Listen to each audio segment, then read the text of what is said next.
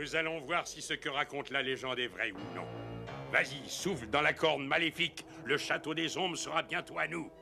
Cette corne ne m'inspire pas trop confiance. Fais-le toi-même, Pinsor. Je vois que tu es toujours aussi courageux, Dantos. Allez, dépêche-toi de souffler, ou bien je vais me servir de mes pinces comme d'ouvre-boîte sur ton crâne. Prends.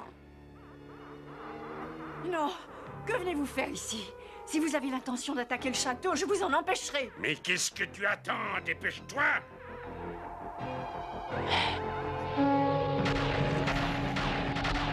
Où est-ce qu'ils ont trouvé cette corne? Ils sont sûrement allés la voler sur Trolla. Bonjour à tous. Alors déjà en manque. Comment s'est passé cette vague 5 chez les Origins? Dites-moi. On a vu vraiment de belles choses. Je suis très content du résultat, des vidéos, de ce qu'elle donne et puis de l'intérêt qu'elle suscite aux gens. Ça fait vraiment plaisir. Je m'attendais pas non plus spécialement à ça. Et puis on félicite encore une fois Mattel parce que c'est eux qui font le boulot quand même, il faut le dire. Et ils continuent. Ils continuent d'ailleurs, et nous voilà aujourd'hui avec Pinsor. Un petit Clawful des familles, la version cartoon, comme on peut le voir ici là sur le blister. Tout frais sorti de chez Smith Toy. Alors moi j'ai pas de honte à citer mes sources, qu'elles soient nobles ou non. Alors Smith Toys étant un très très grand magasin de jouets, une franchise en fait, un magasin de jouets qui se développe en Europe depuis quelques années. Originaire d'Irlande si je ne me trompe pas, et ceux qui ont notamment racheté Toys R Us en France. Là, je vous invite à faire vos propres recherches. J'ai pas fait de recherche particulière dessus, j'ai juste vu ça sur Google il y a quelques mois, donc je pense pas que ça a évolué. Voilà, donc Clawful. Version euro, alors là j'ai faibli, je vous le dis tout de suite, derrière il y a Pinsor qui arrive, en version euro également, puisque voilà, c'est la facilité chez Smith Toys. Du coup je n'ai pas des versions US, je verrai pour me procurer le mini comics en version US un peu plus tard. Et ce qui manque surtout en fait, c'est un truc qui est génial, c'est ces illustrations là, les cartes back art sont vraiment tirées du dessin animé, et sur les cartes US, on va avoir la mention, le titre du dessin animé dans lequel il est tiré. Et ça, c'est vraiment génial, puisque Mattel refont de la pub à Filmation sur des dessins animés, des épisodes qui sont sortis il y a 40 ans ou plus. Et du coup, ils ont pas vraiment grand chose à en tirer, mais ouais, c'est vraiment chouette. Donc là, c'est une illustration qui met en scène les personnages en pleine fonction. D'ailleurs, c'est exactement ce qui se passe dans le dessin animé. Drell-L's Return, le retour de Drell-L. Drell-L étant, pour les plus fans d'entre nous, entre guillemets, pas la petite amie, mais l'amoureuse de Orko. Donc c'est une trollienne, c'est pas péjoratif comme nom, c'est une habitante qui vient de la planète Trolla, une des planètes voisines d'Eternia. On voit que Clawful, il n'a pas beaucoup d'accessoires, hormis cette corne là, une espèce de corne de brume, de corne d'abondance, qui en fait porte le nom terrible, le nom qui fait peur en fait, de corne du mal, the Horn of Evil, la corne démoniaque, je sais pas comment on peut le traduire en français. Je crois que dans le dessin animé français, c'est juste la corne du mal, dans lequel, je vais en parler, voilà, il suffit de souffler pour que tout tourne mal, évidemment. Les cross-sell-art, on voit justement Spycore, dont je viens de parler. On va voir la vidéo peut-être bien demain ou après-demain, enfin dans très très prochainement. Webstore déjà sorti, Evelyn déjà sorti. Alors, il me semble que j'ai fait des reviews de ces deux-là. Je le répète, là on est sur l'entre-deux vagues, entre la vague 5 et 6. Et je me permets en fait comment dire. La chaîne est dédiée au Master of the Universe Origins, brut de brut, je refais toutes les vagues.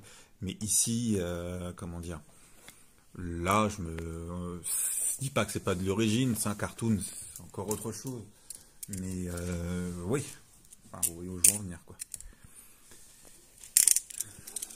entre les vagues, je me permets de présenter autre chose. Et là, il va y avoir vraiment des belles choses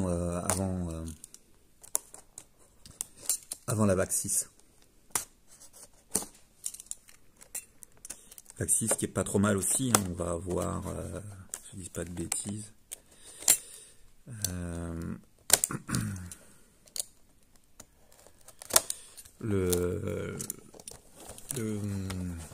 les gardes du palais royal d'Eternia. Enfin, les gardes, je vais en présenter qu'un. Ça c'est plutôt sympa. Qu'est-ce qu'il y a d'autre? Je me souviens plus. Il y a la godesse en vert, intéressant. Un personnage dont il faut absolument parler. Comment dire, la godesse.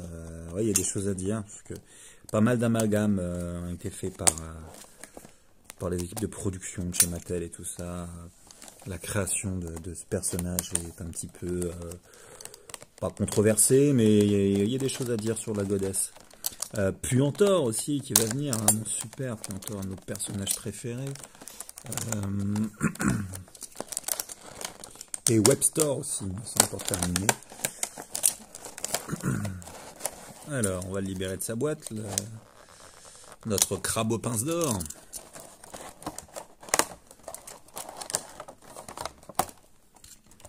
Voilà, la bulle.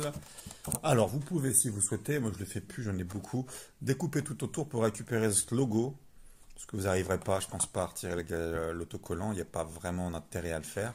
Et puis, en fait, vous vous en servez de marque-page. Moi, je le fais assez régulièrement. Donc ça peut faire un énorme bac à glaçons. Notre personnage ici, du coup, là, qui est plutôt sympa. Attendez, je vais prendre un peu de hauteur.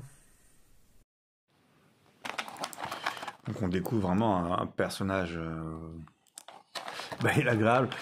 Ouais, il me faisait très envie, c'est le Clawful du dessin animé, évidemment. Très très différent dans le, comment on appelle ça, dans les jouets. Là, ça fait vraiment plaisir de le voir comme ça. Il était sorti, cette version-là était sortie, bien entendu, dans la gamme, pardon, Master of Universe classique. Voici cette fameuse corne du mal. Et c'est super ça. Très très bien réalisé en deux parties. Donc il y a cette partie avec le crâne là par-dessus, un crâne de on ne sait trop quoi. Ah, c'est plutôt chouette. Et c'est là-dedans qu'il ne faut pas souffler, parce qu'après arrivent les problèmes. Ah oui, dans le dessin animé, il y a quand même un truc un peu particulier. Alors, la corne là vient avec Clawful. Elle aurait aussi pu venir avec Dantos, hein, puisque ces deux personnages-là sont des compères dans l'histoire, dans le scénario en fait du dessin animé en question. Et c'est Dantos hein, qui souffle dans la corne. Ah, et sa dentition, il ne craint pas grand chose. Les gens sont vraiment durs à...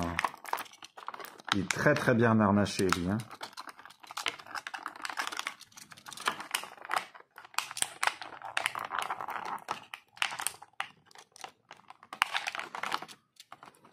Et il m'en manque une. Hop là.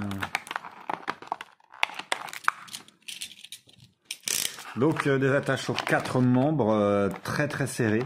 Là, j'ai même pas essayé de les glisser ou autre. D'ailleurs, on voit même ici la marque du plastique sur le personnage. Donc, ça se voit pas trop à la caméra. Ça se voit pas trop à l'œil nu non plus, mais ouais, là, Mattel ont vraiment, je sais pas. Je trouve en plus ces attaches superflues parce que juste l'insert en lui-même fait déjà très bien le travail. Je sais pas combien leur coûte d'attacher les personnages en plus, mais vraiment pour moi c'est quelque chose de superflu et je vois pas l'intérêt de faire ça vraiment. En tous les cas là je suis content moi parce que j'ai un nouveau jouet, un nouveau toy et il fait très très bien le boulot. Qu'en pensez-vous? Hop là. C'est vraiment la tête du pinsor du dessin animé. C'est un beau boulot, donc la tête est d'ailleurs en 2 parties, hein. On voit il y a comment dire, la mandibule, est une partie différente en fait. On va décortiquer tout ça. En dehors de ça, voilà, le body, hein, c'est du Master Universe Cartoon. Les articulations, voilà, on en fait le tour. J'ai cru qu'elle était un peu raide, mais non, ça va. Alors, je remarque aussi que ces pinces, la partie inférieure, pardon, il vient avec des pinces comme ça. Pour moi, j'ai l'impression qu'elles sont en l'envers. Pour moi, la partie supérieure, ça va être plutôt la plus grosse, en fait. En tous les cas, j'ai toujours mis comme ça. À vérifier, ben, il me semble, oui, d'ailleurs, c'est même sûr, c'est comme ça avec le Clawful, le pinceur vintage. Je parle pas de la grosse pince qui joue. C'est pareil pour Buzoff. Alors peut-être qu'ils les a mis comme ça dans le blister pour des raisons logistiques, mais j'ai un gros doute. Ce harnais qui a l'air un petit peu différent là. Alors c'est très beau, hein, tout ça c'est très plastique de qualité et tout ça quoi. Mais, avec ces fameux pieds que je trouve un petit peu petits, mais je les ai comparés, ils sont pas plus petits que les autres en fait. Non, vraiment très très chouette. Allez. Alors ça se démonte tout seul, d'accord. La tête. On va regarder un petit peu l'intérieur. Donc on voit un petit peu comment c'est fait avec la mandibule qui est collée en fait sous le restant, sous les maxillaires en fait. Hein. Mais hop là, pardon. Ses yeux à la pupille ronde. Je me demande en fait, ouais, Clawful, il a des pinces. Donc un crustacé, je ne sais pas.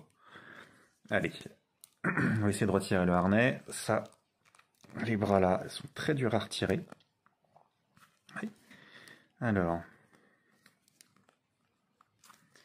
celui-là, ok. Et est-ce qu'on peut retirer le harnais? Je pense que oui. Hein. Mais il faut pouvoir retirer ce bras-là. Ok, rien de cassé. Et du coup, parce que le harnais, il est pas coulé dessus. Hein. Faut glisser comme ça, parce que la partie inférieure, forcément, elle passera jamais par-dessus. Bon, on va pas le dessaper tous les jours, lui. Vraiment, là, c'est quelque chose de compliqué. Ah, ou alors... Allez, je vais trouver ça sur le côté. Très bien. Le harnais est d'une pièce. Une seule unique pièce. Plastique très souple, orange. Vraiment, vraiment chouette. Voilà le corps. Ça fait très Hellboy, en fait.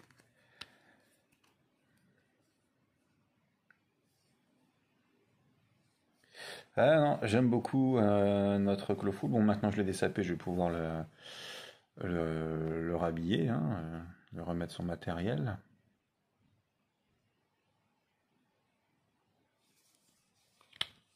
Et je voulais voir ça de près.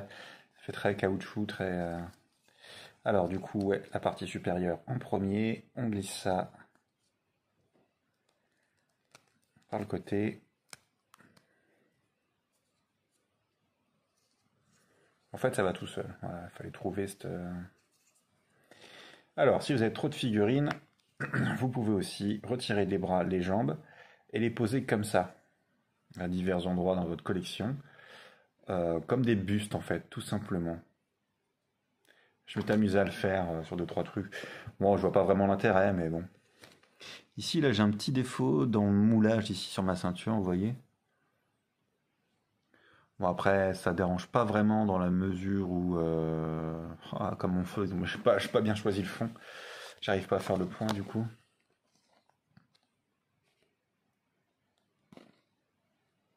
Ouais, c'est un défaut dans le moulage. Pourtant, le plastique, il est là aussi. Hein. Oh là! C'est la première fois que je vois une figurine avec autant de défauts enfin, en tous les cas pour la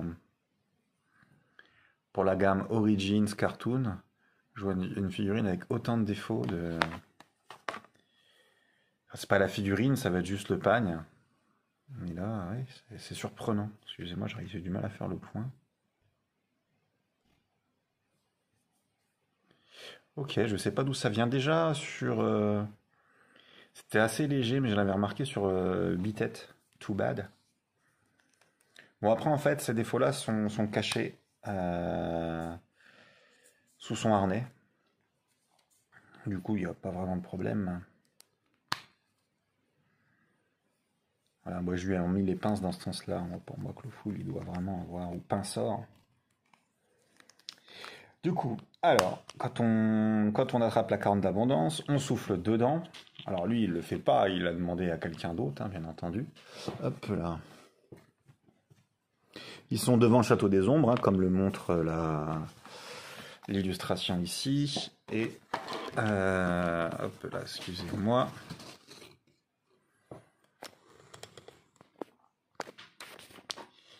Ah, un petit décor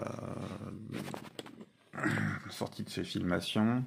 Du coup, notre personnage est tout à fait à sa place.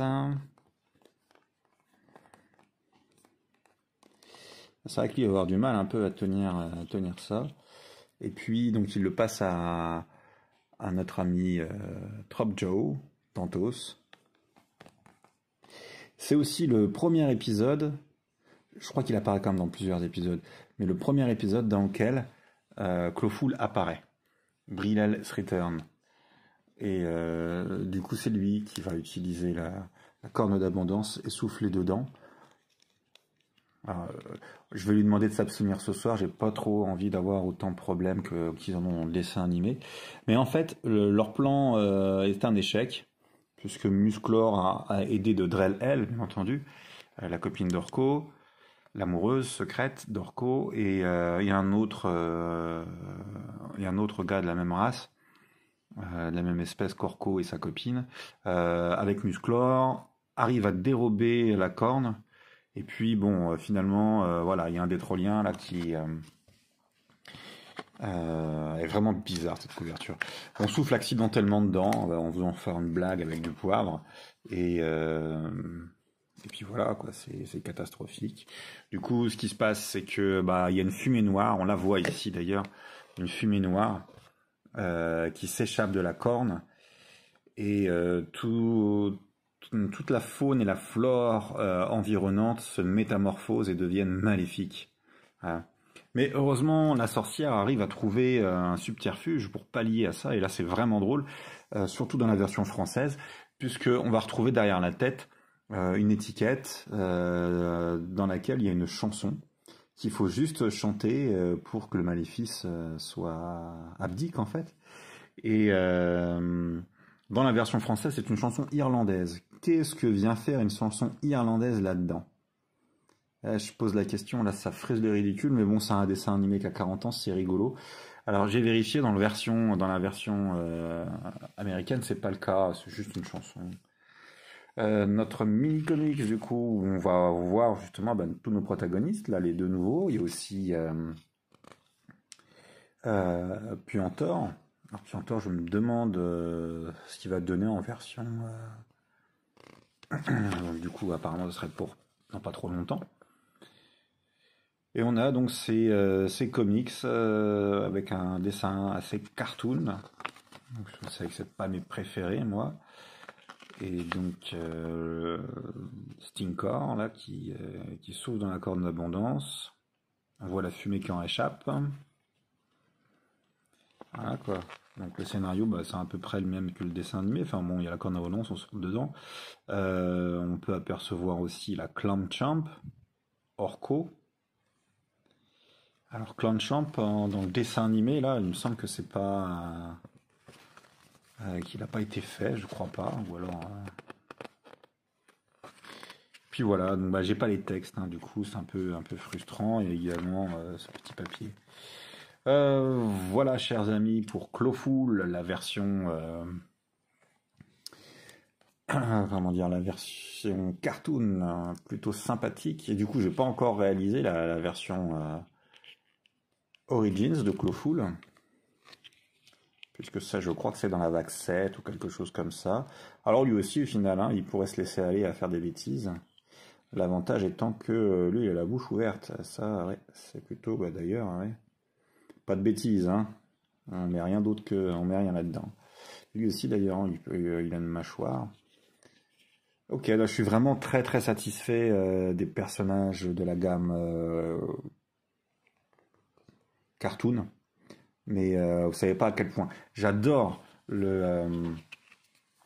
vraiment la gamme Origins. Mais la gamme cartoon pour l'instant elle est vraiment fabuleuse et on commence à avoir je sais pas, il y a peut-être une vingtaine de figurines maintenant. Pour moi c'est une gamme supérieure, voilà. J'espère qu'il y aura pas autant de matériel que chez Origins, parce que de là ça fait vraiment c'est too much, hein, surtout quand on craque et qu'on fait les deux. Mais là, non, c'est vraiment, vraiment très, très chouette. Ok, merci d'avoir suivi cette vidéo, chers amis. Moi, je vais jouer un peu de pipeau, vous l'avez deviné. Et puis surtout, merci à Mattel de nous produire d'aussi belles figurines. À très vite.